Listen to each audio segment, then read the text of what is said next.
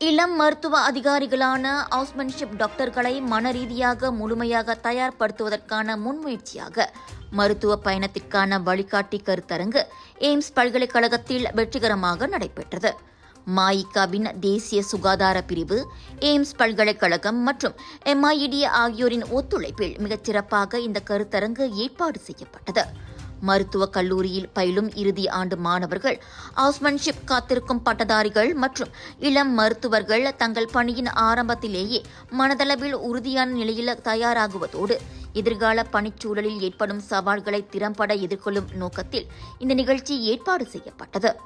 அதிகப்படியான பணிச்சுமை, பணியிட பகடிவதை, மன அழுத்தம், தூக்கமின்மை, மோசமான ஆதரவு கட்டமைப்புகள் மற்றும் சோர்வு ஆகியவற்றினால் இளம் மருத்துவர்கள் பெரும் நெருக்கடிக்கு உள்ளாகுவதால் சில துரதிருஷ்டவசமாக தற்கொலை செய்து கொண்ட நிகழ்வுகளும் ஏற்கனவே நடந்துள்ளன. இதை இளம் மருத்துவ பட்டதாரிகள் எவ்வாறு எதிர்கொள்வது என்ற நோக்கத்தில் இந்த நிலையை உணர்த்தி மனநல விழிப்புணர்வை ஏற்படுத்தி தீர்வுகள் நோக்கி முன்னேற வழிகாட்டியாக இந்த நிகழ்ச்சி அமைந்தது.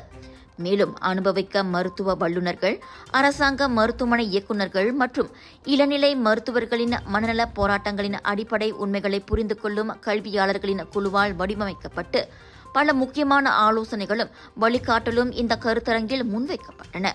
ஒவ்வொரு இளம் மருத்துவரும் மருத்துவ மாணவர்களும் தனக்குள் இருக்கும் மன வலிமையை உணர்ந்து தனது பயணத்தில் நம்பிக்கையுடன் முன்னேற வழிவகுத்த ஒரு உன்னத முயற்சியாக இந்த கருத்தரங்கு அமைந்ததாக மாய்கா மத்திய செலவை உறுப்பினரும் மாய்கா தேசிய சுகாதார பிரிவின் தலைவருமான டாக்டர் நோபலன் வெளியிட்ட அறிக்கையில் தெரிவித்துள்ளார். இந்த ப்ரோக்ராம்ல ஒரு மென்டர்ஷிப் நெட்வொர்க் கொண்டு வந்திருக்கோம். அப்படின்னா ஒவ்வொரு ஹாஸ்பிட்டல்லையும் நம்மளோட நேஷனல் ஹெல்த் மெடிக்கல் மூலியமா நம்ம ஒரு ரெப்ரஸன்டேட்டிவ் இருப்பாங்க.